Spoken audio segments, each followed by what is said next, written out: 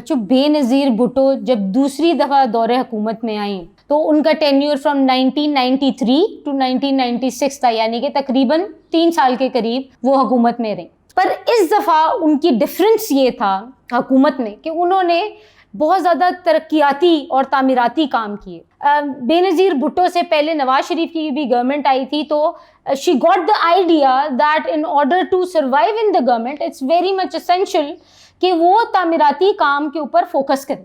تو سب سے پہلے انہوں نے جو ڈیولپمنٹل پروگرام سٹارٹ کیا that was the construction of Karachi fly over and Lahore under passes. اور اس کے علاوہ انہوں نے بینک تشکیل کیے.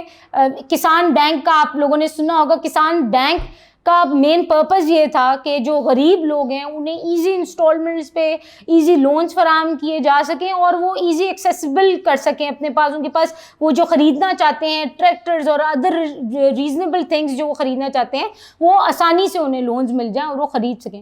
اس کے علاوہ خواتین کے لیے بہت زیادہ کام کیا ہے بے نظیر بھٹو نے. انہوں نے ان کو نرس کے طور پہ خواتین کو پروموٹ کیا، انہیں ڈفرینٹ گورنمنٹ آرگنائزیشنز میں جگہ دی. تو بے نظیر بھٹو کا اس کے اندر بھی بہت بڑا انفلوئنس ہے. اس کے علاوہ جو اکنامک ڈیولپمنٹ میں جو بہت بڑا میجر ان کا کام ہے وہ تھا 8th 5th ایئر پلان، یعنی کہ 8th 5 ایئر کا پلان انہوں نے دیا فور دا اکنامک ڈیولپمنٹ. اور اس سے یہ ہوا کہ جو غریب طبقہ ہے، پور اینڈ نیڈی لوگ ہیں، ان کی فلاح و بہبودی کے لیے، ان کی فلاح و بہبود کے لیے کام کیا گیا.